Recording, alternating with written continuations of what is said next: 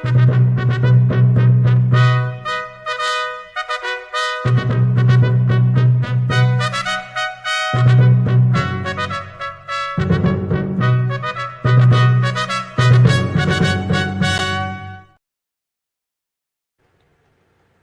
evening, everybody, and welcome to Quods Get Gold. Tonight we have a special treat.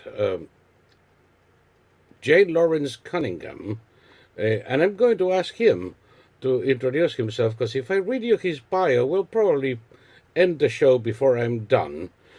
So it's best if he introduces himself. Um I can tell you that he spent quite a bit of his time in the Secret Service. He worked protective details, and we're going to be talking with him about some of the things people don't see from the outside. But don't worry, we're not going to reveal any classified secrets. That's not our business. In any case, remember, please, that this is brought to you for the purpose of um, bringing the Gold Institute for International Strategy to the fore and show you how some of the people that work so hard with us. And to remind you, and you have it down there in the description, other than Larry's full biography, if you can, please make a tax exempt contribution to the Institute using the link shown in the description below. And depending on the platform that you are using, also feel free to use the support buttons in Odyssey or YouTube. And we'll get back to this at the end of the show. And without further ado, since I'm going to ask him to introduce himself, uh, I bring you J. Lawrence Cunningham. Well, good evening, everybody. I'm honored to be here.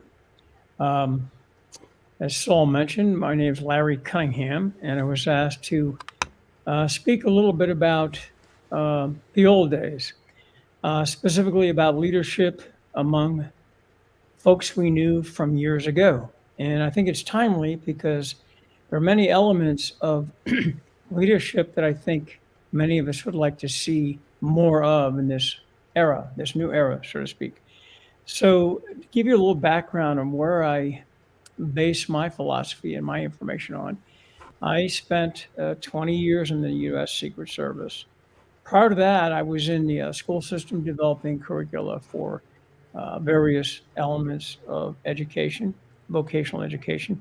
I also almost went to medical school, and all these things came in handy in my career, believe it or not, directly and indirectly.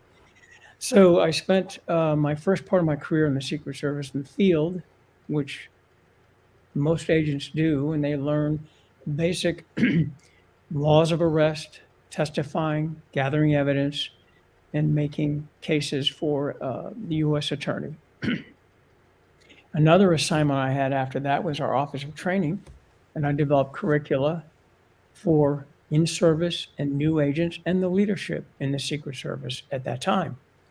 Among my assignments, which I'm very grateful and humbled by, I was asked to develop the stress management program and the fitness program at the time because agents were being worked many, many hours a day on campaigns, oftentimes double shifts, and there was a lot of stress. So lo and behold, a lot of my fitness and stress management information that I put to forth came from my pre-med work in college. And so it was directly related.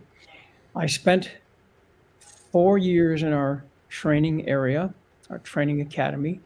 And then after that, I was sent to the White House. I was honored to do that on the Presidential Protector Division to assist with security advances, bodyguard duties, as well as developing strategic training to enhance our footprint and our capabilities, not only domestically, but internationally. And that was a very challenging, but very fulfilling assignment.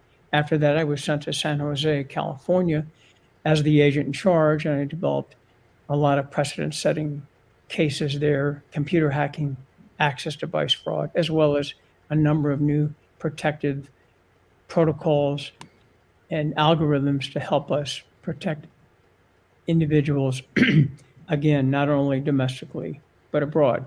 So tonight, I was asked to talk about leadership, about the humanity of our leaders, some of their qualities that made them distinguished.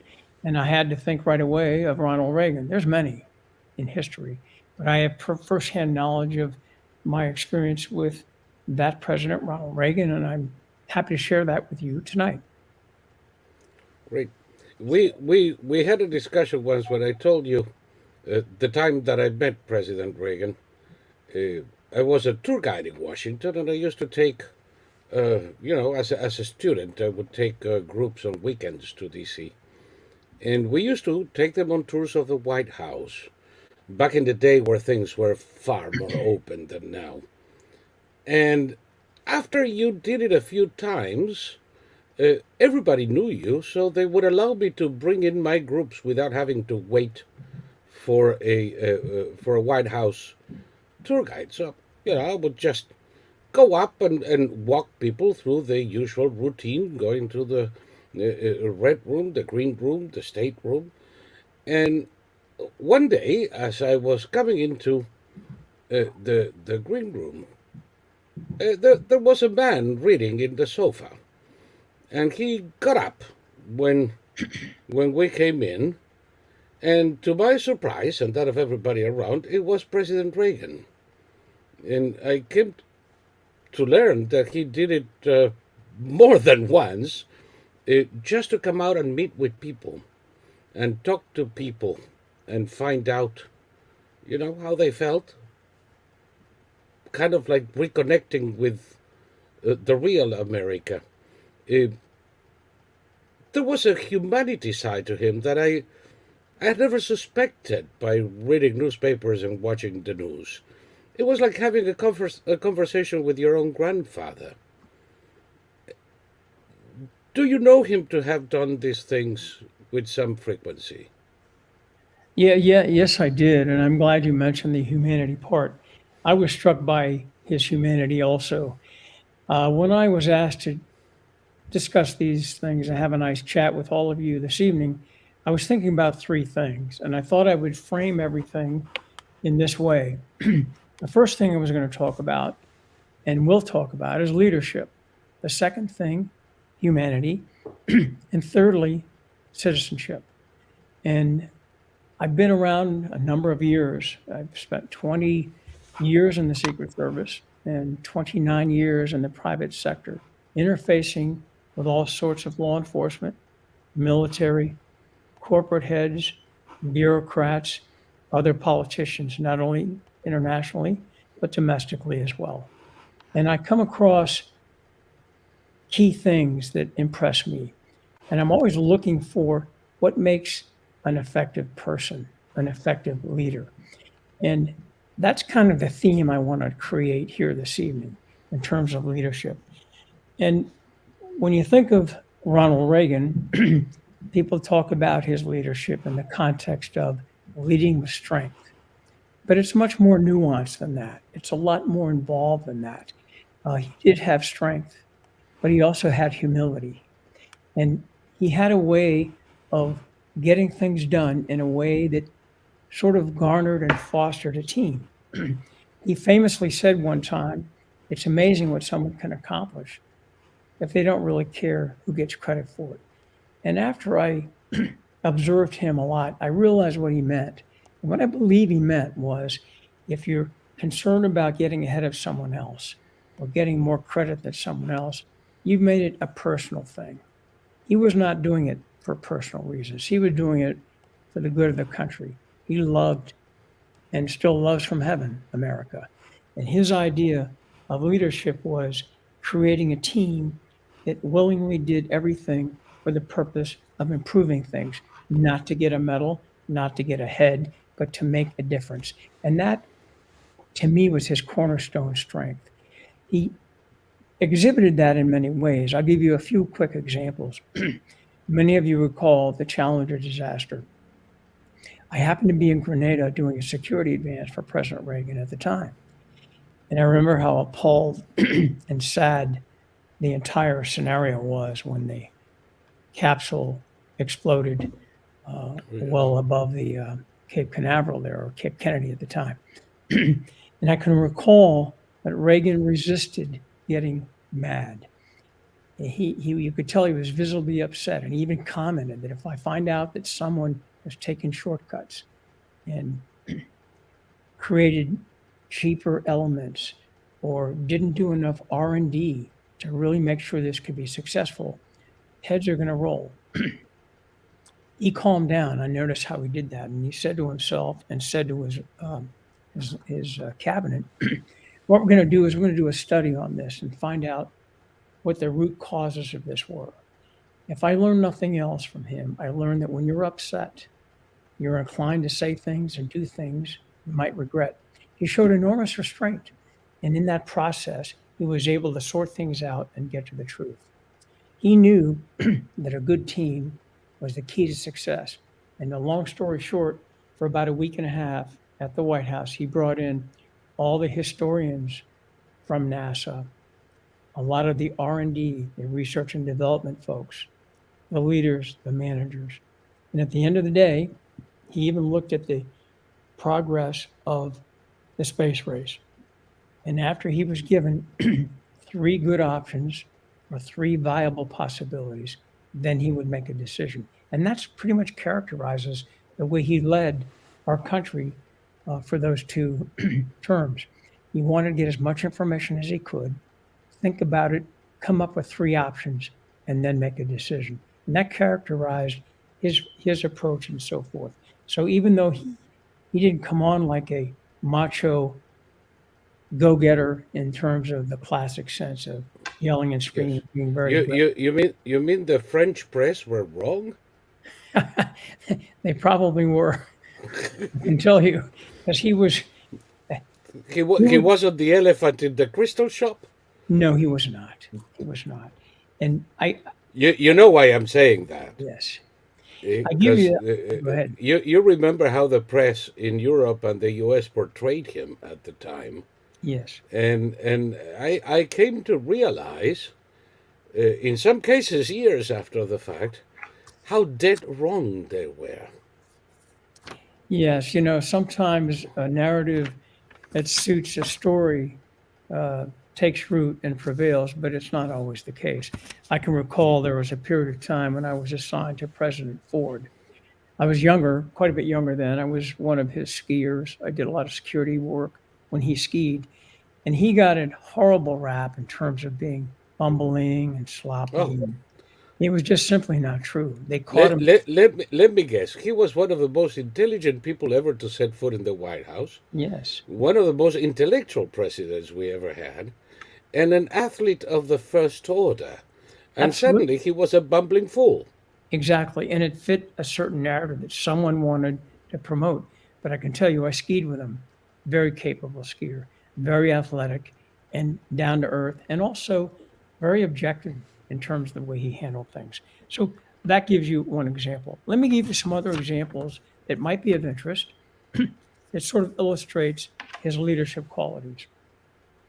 And I think this is another example that characterizes him in terms of giving people a chance, taking a deep breath, looking at the total picture. The occasion I'm thinking of is the Olympics in 1984. I was in the diplomatic entrance with Mrs. Reagan and President Reagan. They were waiting for their then Secretary of Treasury, Donald Regan. He came in briefly, briefed the president on a couple of things that were going to be occurring in the next week while the president was attending the Olympics and at the ranch in Santa Barbara, and then he left. And this speaks to instincts of women as well. And Nancy had an instinct for knowing when people were on the team versus not on the team, if he had an agenda or not an agenda. When Don Regan left, she said to Ronnie, Ronnie, I don't trust him. And Reagan said, well, he he's a good man. He's working hard. She says, well, I know that. But he, deep down, I don't think he's 100% on the team. And lo and behold, a couple of weeks later, Don Regan was no longer in that position. So it's interesting to see his giving folks a chance, his being circumspect and not jumping to conclusions, giving people a chance, and then making decisions. I can tell you, and Mrs. Reagan was very protective of the president. And I can tell you that whenever the schedule was published for his international travel or some of the other things that were being scheduled, she would take a look at this and say, this is fine, but we're not going to go from Los Angeles to Bali, Indonesia in 24 hours or 40 hours. We're going to go to Hawaii. We're going to spend the night, get recouped, get our act together, then go to Guam, and then Indonesia. So she was very circumspect and very careful about how much time he would have to prepare, and protected him voraciously to the point where the marriage was just Right, but that is something I never heard. yes. Of course, the press twisted this into she would consult with seers and palm readers before approving the schedule. But what you're telling me is something radically different. She was protective even to the point of ensuring that he got appropriate rest, Absolutely. and that he didn't get to Indonesia, in that state that I know too well. It's happened to me. Oh God, what day is it? Tuesday. Well, this it's got to be Berlin then. It's happened to me, and obviously she didn't want it to happen to him. He wanted to be in top. She wanted him to be in top form. Exactly. And I can give you some other examples where his leadership was effective, but it was done with some humility and with some circumspection, with some thought. I can recall when we were at the ranch, and actually I was driving with him in his Jeep. He wanted to get away and kind of look at the area. And he had a little more freedom there because he owned all that property and it was insulated from the press and the public. And he noticed that things were getting late, and he looked at his watch and said, you know what? I've got to get up to the Vortac. The Vortac was a landing zone the Marines created at the ranch because Mummy, quote unquote, will be coming in shortly. To give you the background, whenever the president went to the ranch, Mrs. Reagan would go see her mother. This was about 85, I guess, 1985. Yeah. And he was always had about maybe 32, 40 hours on his own, and he would work with us cleaning brush and getting trails ready, getting the horses ready. And this occasion, he looked at his watch and said, we got to get up to the Vortac. So we drive up to the Vortac. And while he's waiting there, he's musing about Mondale, saying, there's two things I'm concerned about, the farm vote and Mondale's getting pretty slick. So it was interesting. So even though he had incredible leadership skills, he had pretty much a significant majority of the electorate, he never took it for granted. He was always thoughtful about the things that really mattered. And the farm vote was one of them, and humility was another. I'll give you one more example. I did an advance at the Capitol Hilton in 1983. And the president had not visited the Capitol Hilton since he'd been shot in 80. And so obviously I was very concerned about doing the right thing here. This was sort of a very stressful assignment, if you will. I wanted to make sure everything was right. So I went up there, several trips, met with the maitre d', looked at primary and secondary access points, looked at the dais, the access, the stage, backstage, and everything. So I was all ready to go. And this is for the prayer breakfast. And you've probably seen those recently. And so while we're backstage, the president is looking at his papers. And it happened to be one of the themes was the economy. And here is the greatest communicator, among the greater communicators in the United States at the time, musing about his presentation. And he says to me, he says, this is a very tough group. It's going to be very challenging. You can't make everybody happy. I'm going to go through a couple of things, the deficit, the GDP, various things. Of course, he had no reason to tell me this, but what struck me was his humility. He didn't take it for granted. He knew that you're only as good as your last workout. And he went off and I said, sir, you're going to do a great job. So that's the kind of relationship we had. His humanity was palpable, but underneath that, there was a real strong foundation of leadership strength. Yes. Would you say, because, we hear of other presidents, we're not going to name names, because, it's not the purpose of this conversation. Yes. But other presidents who take the Secret Service for granted, or I'll give you this one, which I can. Yes. A very, very, very dear friend of mine was a colleague of yours who was in the protective detail for Presidents Carter and Reagan the first year. He ended up with a severe handicap in his arms out of wounds he suffered doing this. Oh. And he couldn't move his elbows. And he told me how, on one occasion, President Carter had left him more or less babysitting his daughter Amy, with instructions as to what was and wasn't allowed. And of course, the moment her father left, Amy, who I am told was a very strong-headed teenager at the time, kind of like, no, we're going to do it this way. And when she wasn't allowed, because it wasn't the parameters given, she ran to her father accusing a Secret Service guy of sexually harassing her. Oh. To what the president responded with punishment for the teenager, because he knew her well, and giving his assurances to the Secret Service guy, don't worry, I know what she's doing, which was true. She was lying through her teeth. That created a singular rapport between the president and the Secret Service, who trusted him. In other cases, it's not quite so. But from a Secret Service perspective, is there a difference who happens to be the president? So what's your question again, Saul? I'm not quite sure. From a Secret Service agent perspective, and I think I know the answer, but is there a difference who is the president? Okay. That's an excellent question, because, of course, there are many different personalities, many different preferences. The question that Saul is asking us is, it falls under the category of rapport with the principal. We have friends, we have family. Some are easier than others. And what you have to do as a objective agent, you have to put those things aside and look at the big picture. Look at the mission. I'm here to protect this person because they represent the United States.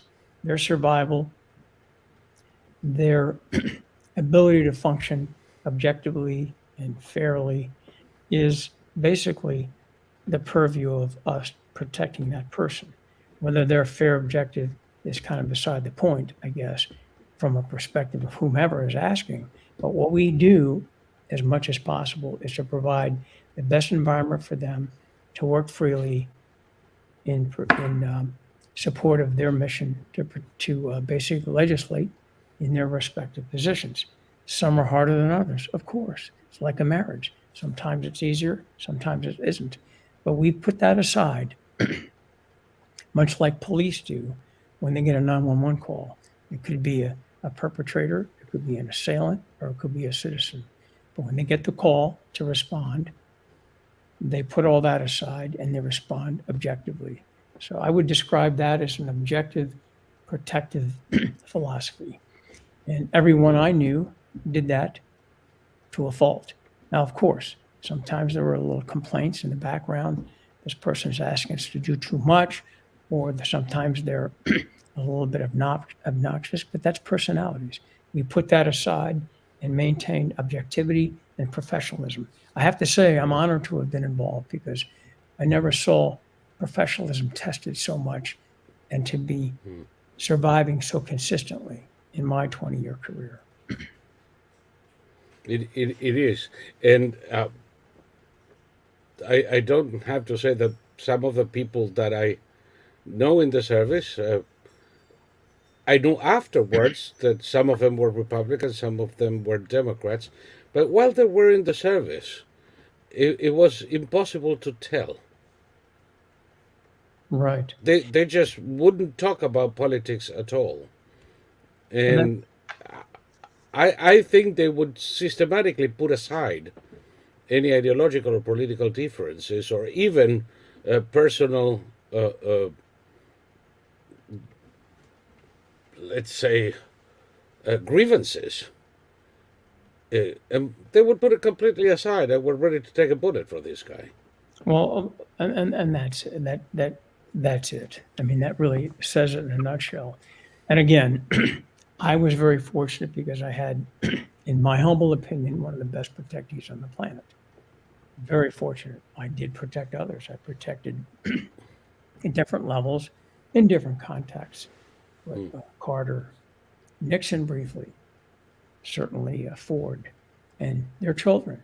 I can give you an example of sort of a contrast in protectees. Protecting Reagan or Ford, pretty straightforward. Mrs. Reagan, Mrs. Ford, fairly straightforward, fairly predictable. At one point, though, excuse me, I was assigned to protect Jack Ford. He was a young man, kind of a free spirit, and I was assigned to ski with him. Well, that was much different than protecting his father, I can tell you. Oh, He would go out of his was he way- perhaps not so willing to be protected? Exactly. He would go out of his way to try to lose me. I was assigned specifically to him. We're about the same age. I was about 24, 25 at the time. So he would make a point to go down slopes that weren't groomed or closed to try to quote unquote lose me or to test me, whatever. So we had to adapt to things like that. And I realized as a young agent that this is part of the game, part of the professionalism. You have to adapt, Yes. but don't forget, he's a child of the president. He's one of the president's children. So you have to do this professionally and as safely Right. as you can. And therefore he is an open flank to the president. Exactly. So these kinds of things are Did anybody ever succeeded in shaking you out? actually, I believe, one of the Reagan's children did that. And it's interesting you bring this up. I'll give you an insight that really discusses, again, we're into the humanities side, Yes. quasi-leadership of the humanities side. It was a Sunday afternoon. And there are several posts at the White House. And in the residence, there's a foyer, sort of an entree from the elevator, a foyer, and then a receiving room. It was Sunday afternoon, and President Reagan was counseling Ron Jr. on some of the realities of being in public office and being in the public eye. And the conversation went something like this. Well, you know, Ron, these ladies and gentlemen that protect you are people. They have families, they have stresses, they have successes and disappointments. They obviously want you to have the freedoms that you need within limits. They're not here to give you a hard time. So please give them a chance, meet them halfway, and I think you'll be able to get along just fine. So that was President Reagan counseling his son on the existence of our mission, their mission, and trying to reconcile some of the questions. And that was very interesting. Another example, which I think you'll find interesting and maybe humorous, during the campaign, the president wasn't president yet, obviously. He was still a governor, but he was doing very well, and he was on the verge of winning the nomination. On that particular trip, he made in one day 5 airport stops, 5 rallies, and ended up in San Francisco, starting in Springfield, Illinois. And at the first rope line, the president and the missus are shaking hands, talking to people. The shift leader is behind the president. I happen to be right next to Mrs. Reagan, and we're going down the rope line looking for obvious things and maybe not so obvious things. And this woman comes out of the crowd and reaches over the rope line and gives a book to Governor Reagan. Governor, you have to sign this. So Reagan looked at it and said, okay, he's getting ready to sign the book. And just before he signs the book, Mrs. Reagan says, I would like to see that book. She looks at the book and it says, My Life with Ronald Reagan by Jane Wyman. And Mrs. Reagan told the lady, he's not interested in signing this book. Thank you. Gave it back. And the president went, well, okay. if you insist. So these are the kinds of things. He was almost had there, but for Nancy's Almost. prompt intervention. I can give you another quick few here, highlighting his humanity, and then I'll talk about his citizenship. There are a variety of posts and circumstances where the protectee, the dignitary, can have more or less protection. You can give them more room or less room. And this afternoon at the ranch, up in the Santa Ynez Mountains, I happened to be on duty in this particular post. The president walks out of the cabin, walks down to the lake, and I said, well, Mr. President, I'm going to have to, reorganize the cars. We've got to redo our posting. He says, please don't rustle the troops. I'm only going down there to check my decoys. It's no big deal. Yes, sir. We'll try to minimize our impact, but you realize we have to do. He said, I know what you have to do, but please don't rustle up the troops. This is just a decoy check. So these are things that people don't realize, that he had a strong humanity side. He would never be macho or switch his personality behind the scenes. What you saw in national TV is what he was like behind the scenes. A gentleman, thoughtful, and basically I would refer to him maybe as a velvet hammer. He would certainly draw the line when the time came to draw the line, but he didn't start out that way. He gave things a chance to percolate, become contextualized, figure it out, and then he would make decisions. So these are some human interest examples that show what kind of person he really was and what kind of leader he was, what kind of father, and what kind of citizen. He just loved America, I can tell you. You could see it. He exuded that when he went to a crowd and he gave a speech. It wasn't ego. I've seen many other dignitaries get inflated egos in this process. And it's hard not to. I'm not criticizing. But yes, Reagan managed to balance that ego gratification with commitment to the mission and love of country. Yes, indeed. He loved to go horseback riding, didn't he? Absolutely loved it. And I understand he was one of the Rancheros Visitadores, which is a fine charitable organization in California of people who do charity and love horses and ride like hell. Like I don't think anybody has since the 19th century. How did the Secret Service manage that? Because if you are not used to it, it is a funny way of ending up with some very raw behind. Well, it's interesting. There was a horse detail. I was not on it, but they were trained by the park police, and we did a lot of training in Rock Creek Park in Washington, D.C. Right. In preparation for this kind of event. So wherever he went and there were horses, they would be prepared. But you're reminding me of a kind of a cute story, shows a sense of humor side to President Reagan.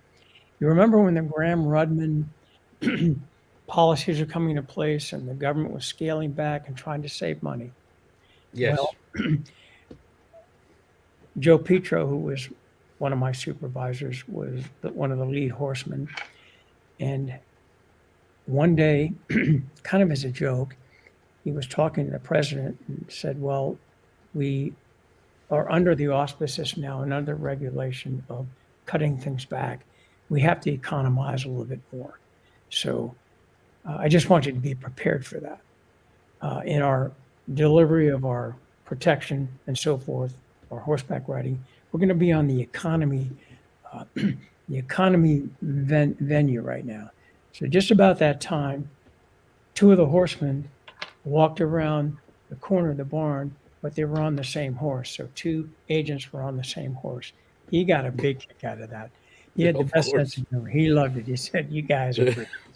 So he had a sense of humor. They look like knights of hospitalier trying to carry one another. Yeah. Exactly.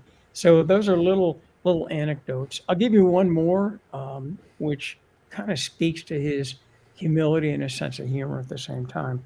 You recall Gary Hart was having his challenges Oh yes. at the time, and when he was telling us this at the time, he was freely saying that this young man Gary Hart is intelligent. He understands the issues better than I do. I'm really kind of concerned about him. I think if he gets the nomination, it's going to be a tough battle. In fact, I'm not conceding it, but I'm very concerned about it. And of course, we all know what happened. So not long ago, Just for those who don't, Gary Hart was caught by photographers as he left a hotel with I'd say a rather good-looking model, and yes, that was the end of his candidacy. And of course, we ended up with Walter Mondale, yes. who, despite Reagan's misapprehensions, managed to hold on to his home state of Minnesota and nothing else. And that shows the humility. He didn't take anything for granted. But at any No, rate, that was the most lopsided yes, election I've seen in my life. yes, me too. Well, it's interesting because, as you know, he was photographed on this sailboat called Monkey Business. Gary Hart was with this young Yes. lady. And of course, there was lots of other things that Saul was alluding to. So a couple of weeks after that, we're leaving the Oval Office. Frequently, when he leaves for the day, we'll walk down the colonnade. I'm sure many of you have seen speeches and videos of this.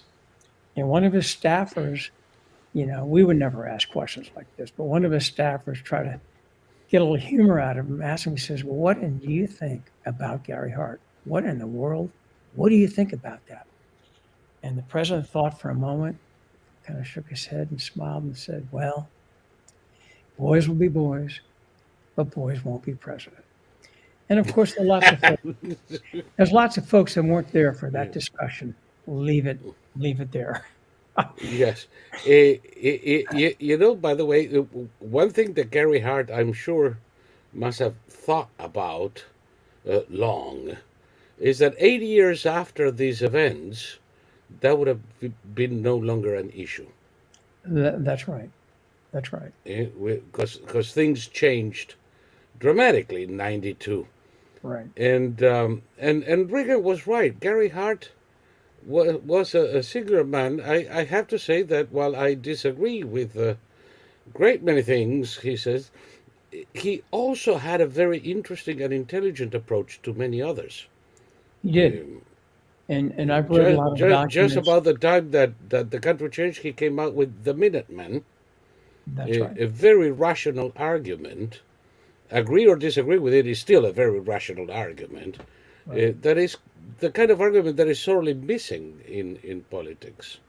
Yeah, it was rational, it was empirical and thought provoking, I would offer. So Yes. those are some examples. I'll give you one personal note, and I will preface this by saying I am not serving myself with this. I'm not bragging. I'm just explaining a story to give you insights on this man. And as you know, there's a lot of camaraderie, a lot of one-upmanship and challenges among various agencies. You know how it is. Boys will be boys. And of course, in agencies like police and others, there's always some one-upmanship and challenges and things like that. So long story short, I'm there for the 1980 campaign. I'm on his protective detail while he was a candidate. We're at the ranch. It's July 1980.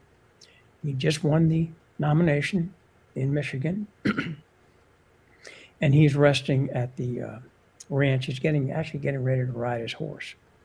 Well, the backstory is in 1976, he was also running unsuccessfully. And there was an agent in the Los Angeles office who was quite a runner. And the other agents bet him $500 that he could not run from the coastal highway, Route 101, to the ranch on top of the hill in less than an hour. For those of you that are familiar with that area, it's extremely steep. It can be very hot in July and August. And he managed to do it. I think he did it in 56 minutes. And that was great. That was 1976. Well, at the time, I was quite into marathoning myself. And you have to understand there was a left coast Secret Service, sort of unwritten, and a East Coast Secret Service, a little bit of a rivalry. So when I was on the detail one evening, one of the senior agents says, well, we've decided you have to run the same course. And we don't care if you die. You have to beat LA's time. I said, oh my God, talk about pressure. So long story short, I did it. It was incredibly difficult. I did it in 53 minutes and I was shocked. It was a lot of pressure, a lot of stress, whatever, even in the athletic arena. So that's July 1980. The president's getting his horse saddled up. He wants to see me. And he says, well, I don't have any money to give you, but I'm impressed. Hottest day of the year, and you beat LA's time. One more minute to this, and I'll finish the story. So fast forward, keep in mind, July 1980, and now it's November 1980. Reagan is president of the United States. And as you know, temporarily, while the old president moves out of the White House, the new president temporarily stays at the Blair House across the street. Yes. My assignment was training division as an instructor before I went permanently to the White House. So I'm teaching one of my classes. I get a phone call, and after my class, I listen to the call, and the person on the other end says, Larry, the president wants to talk to you. And I'm thinking, well, you know how guys are. You know how people are. They play jokes all the time. It could be the ultimate ruse. I'm thinking, oh, yeah, sure. Well, stand by for a call from Mr. DeProspero, the agent in charge. He'll be calling you in about 10 minutes. So, okay. He calls and says, Larry, this is Mr. D. He's the kind of guy that would melt steel, even if he won the lottery. He wouldn't crack a smile, that kind of guy. He was a great guy to work for because he reminded you that the work's never done. There's always something else we could do. So when he says the president wants to talk to me, I'm thinking, well, I guess it's legitimate, or it's the ultimate ruse. The ultimate prank. Yes. So he said, what time? And he said, well, come over at 10 o'clock. Okay. I go to the Blair House with quite a bit of trepidation and suspicion, you can imagine. I'm a young agent. I have no business talking to the president per se. So the butler ushers me in to the staircase, and I'm standing next to Bill Casey, the director of the CIA, Henry Kissinger, Herbert Walker Bush, Caspar Weinberg, and me. Saying I was what the heck happened here? Yeah, saying I was a fish out of water doesn't even begin to describe it. So I'm thinking, okay, something's going to happen here. They're going to bust out laughing or say the joke's on you, whatever. President Reagan comes down, kind of waves to his innermost cabinet and says, Larry, where have you been? I've been looking for you. I said, well, sir, I've been on my other assignment. He says, well, that's fine. He said, come in to the awning here, the foyer, and I'm going to give you something. So he pulls out a gold medal from a equestrian event that he won years earlier, and he had it engraved, Larry Cunningham, Rancho del Cielo, which is the name of his ranch, Rancho del Cielo, yes. July 1980. I mean, I was speechless. He said, well, I remember that. That was unbelievable. It was the hottest day of the year. You beat LA's time. Why in the world did you do it? I said, well, part of it was a friendly wager. And the other part is at the time, we were developing the mandatory fitness and stress management program, which I was involved in, thus applying some of my pre-med work. My point of this is how in the world did he keep track of something so minor when he had so many other moving demands and distractions? That gives you an idea. He also did that Yep. for the man that jumped in the Potomac after the Air Florida disaster Yes, a couple of years after. I remember that. I The guess my 14th Street point- Bridge. Right. He was a Yeah. person's person. He was an American citizen's person. And he was a leader. And he was a Well, human. I can tell you that as a tour guide, I met him twice. The second time, which was about 5 months after the first one, he actually remembered my name. Is that right? And I couldn't believe it. I couldn't Well, believe it. It's, oh, Soul, you're here again. How do you do this? It's amazing. You know, when they refurbished the Century Plaza Hotel in Los Angeles, which he frequented often when he went to Yes. LA, there was one day when we were going and inspecting the new rooms and the new quarters, if you will. We had to place certain things, certain protective elements, shall we say, and we were inspecting those. And we went in the back way, and the president was sitting down reading the LA Times. And he said, well, I'm so glad you guys came. What do you think about all this? And we said, well, sir, we don't want to disturb. No, it's just great. He said he mentioned a couple things on in the newspaper, and showed the new digs.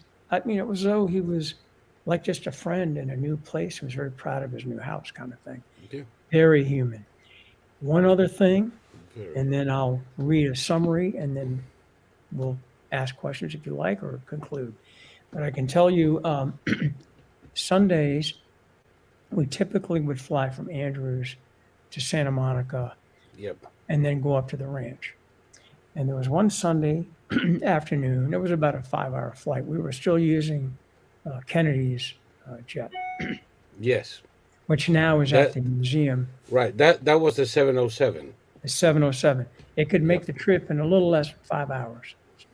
Very, very fast. At any rate, we're back in our little section, kind of relaxing, reading the paper, and the president comes back. And of course, we get ready to get up and everything. He says, no, relax. So he sits on the edge, the armrest of one of the other seats across from us and says, he says, what do you think about this? I read the LA Times this morning, the Washington Post, the Miami Herald, and the Sacramento Bee. And he says, I don't understand. He says, I went blind reading all these help wanted ads, thousands of them. I simply do not understand these people that can't seem to find a job. So I said, well, I know what you mean. He said, it may not be their best job, but by gosh, it's a job. It's a job. So Yep. he had a nice way of kind of getting to the point, humanizing it, but yet making a strong point. One of the things I was given this book for Christmas by my in-laws, and I'll read to you something here that kind of summarizes everything. But it says here, and this is Ronald Reagan at the Presidential Medal of Freedom ceremony, January 13th, 1993. Some may try and tell us that this is the end of an era. But what they overlook, that in America, every day is a new beginning. Mm-hmm. And every sunset is merely the latest milestone on a voyage that never ends. For this is the land that has never become, but is always in the art and act of of becoming. Emerson was right. America is the land of tomorrow. And I can tell you, he totally believed that. He felt Yes. like he was honored to be involved in this process, almost apologetic about it. Very, very You just you reverent you and know fervent about it. you know that that phrase is perhaps the best explanation of the reverse side of the U.S. seal, which many describe as a truncated pyramid, but in reality it is an unfinished pyramid, the symbol of which is that the U.S. is constantly being built. That's really it's really But good. it's never done. No, and candidly, whether you want to use an athletic analogy where you say you're only as good as your last workout, but you're not done. Yeah, Best concert pianist, even Einstein himself said before he died, I'm still working on things. We're not quite there yet. we're That's not the, quite there yet. yeah, And that phrase that you just read, it is the embodiment of the very seal of the United States, which, granted, came in the early 19th century. The country yes, was already on its way, but many of the founding fathers, Monroe, etc., were still around yes, to understand and endorse the meaning. But our absolutely. founding fathers, the people who created this social experiment, eh, the proposition was that it was going to be in a constant state of evolution, be, being built but never quite getting there. Right, It right. is crowned by wisdom or finished by wisdom, but always under construction. And there have been dark eras in the history of this country, very dark indeed. I don't There's want to no doubt. sound trite, but certainly the Civil War was no picnic. No. And it's And interesting. Yeah. yes, Well, I was just going to say that even other recognized iconic statesmen, Churchill, for example, the recurring theme is to your point, Saul, and to Reagan's point, it's never done. When Churchill went back to his Harrow School, where I think he was having a problem, he was not the best student and had some difficulties, and at one point was kicked out for a while. And he said, never, never, never, never give up. And I think that kind of resilience and that kind of focus basically saved England. I yes, miss Reagan. I wish he could be here now, but I I think his agree. legacy will help us.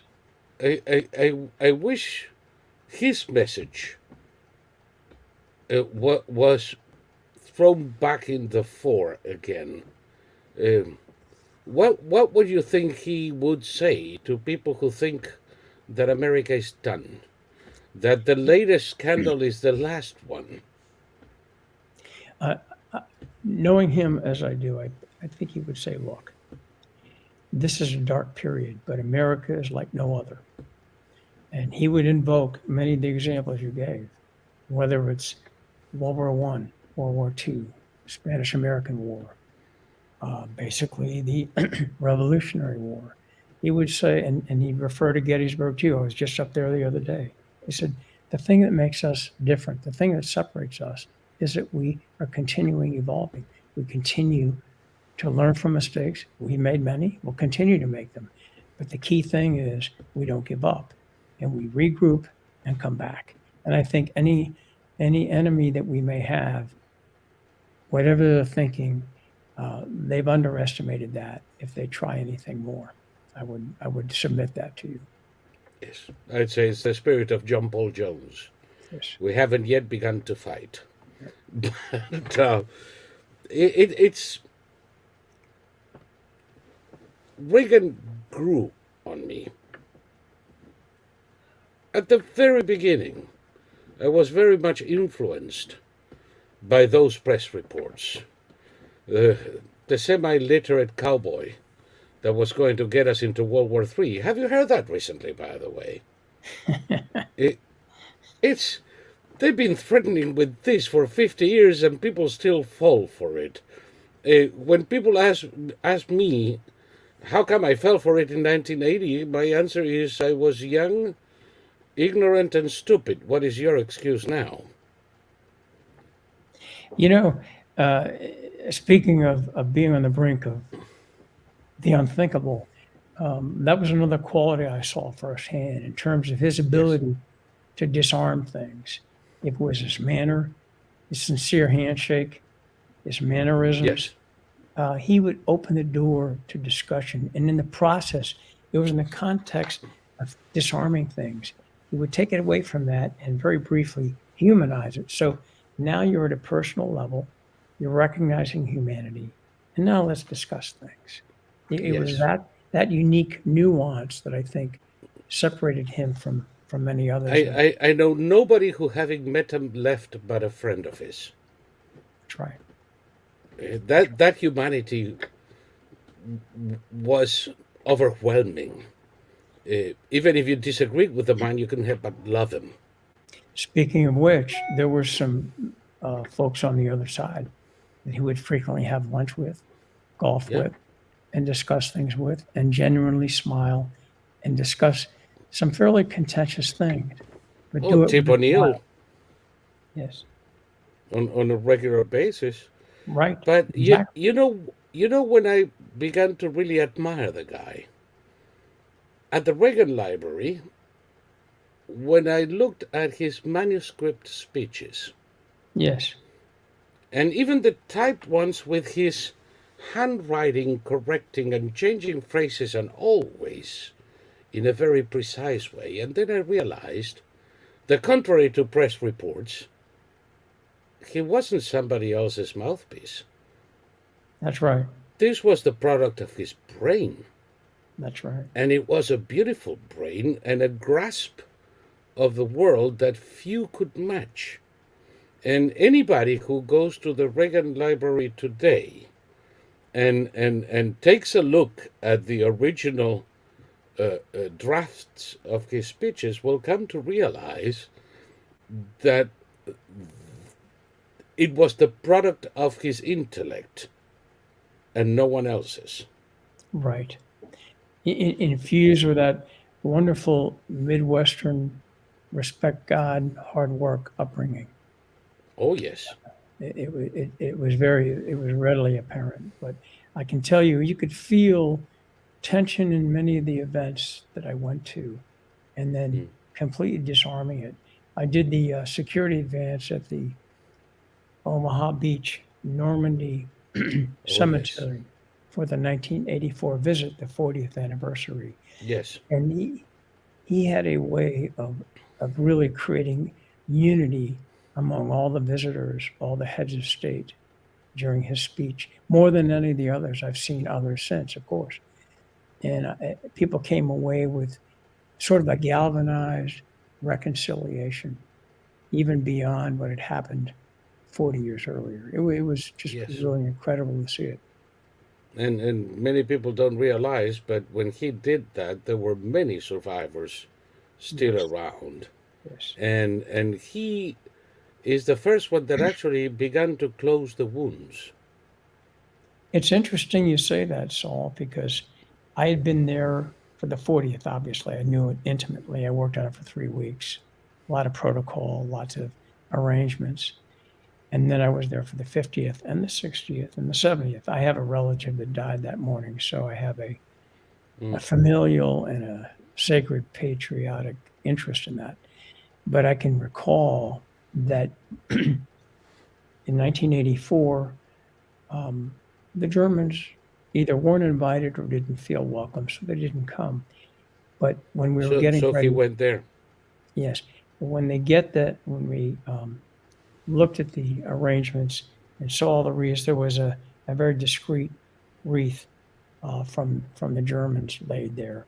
And after that time, they started attending as an official member of the entire process. So it was very interesting to see how he broke that barrier as well. Yes.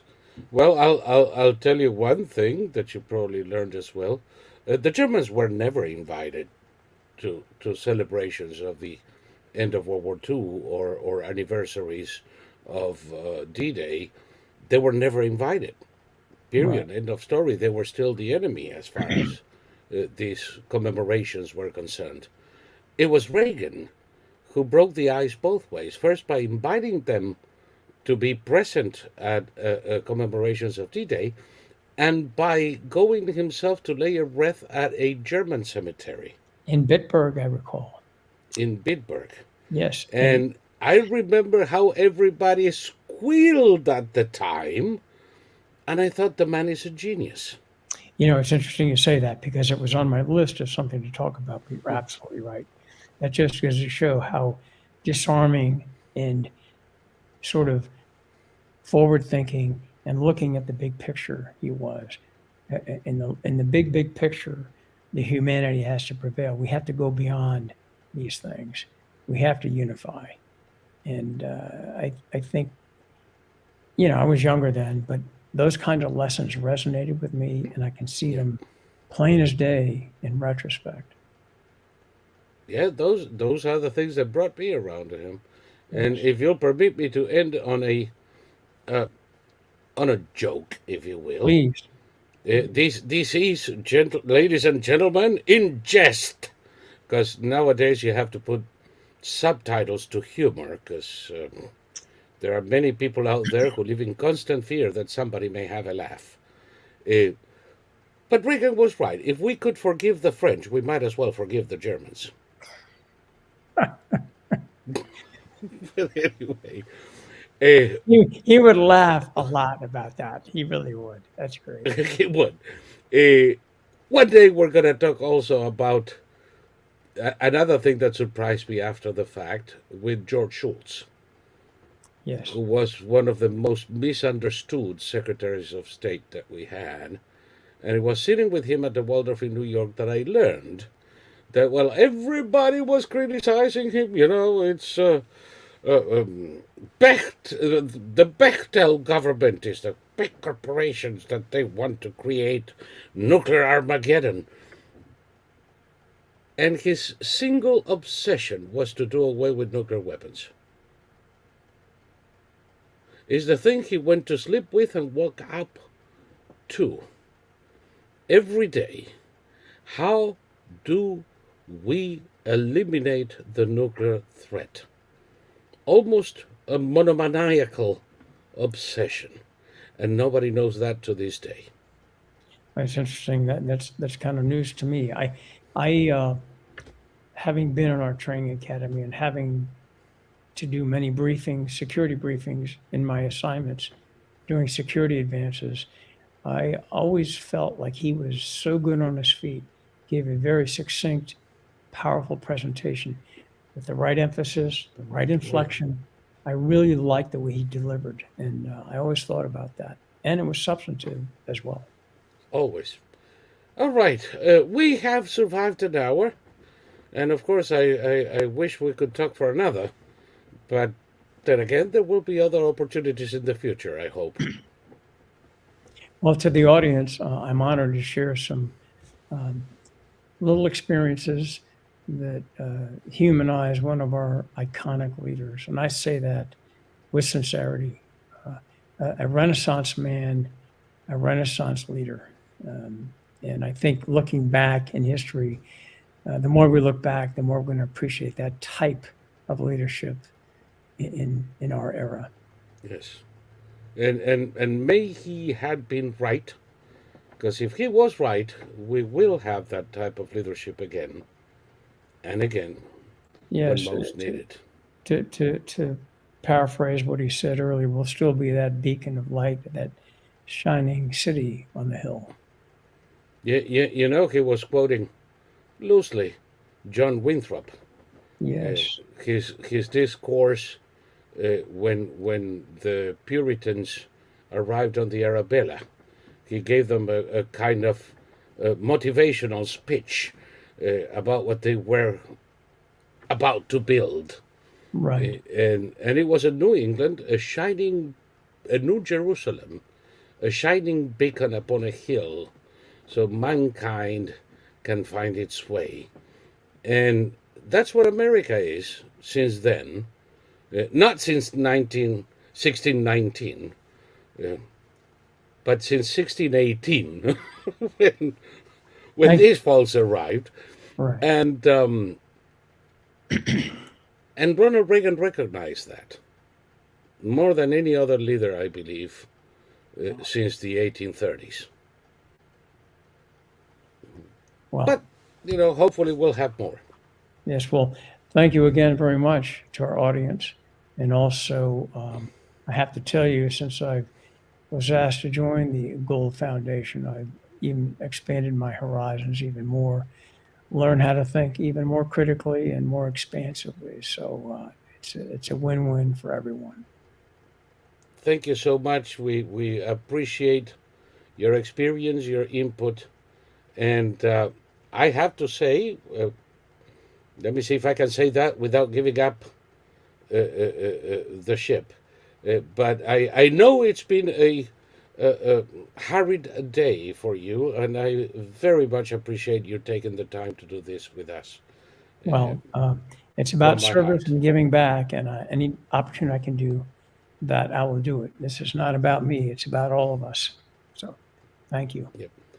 Okay, thank you so much. I'll take you off screen now while I say goodbye to everybody and remind them to uh, make a contribution if they can.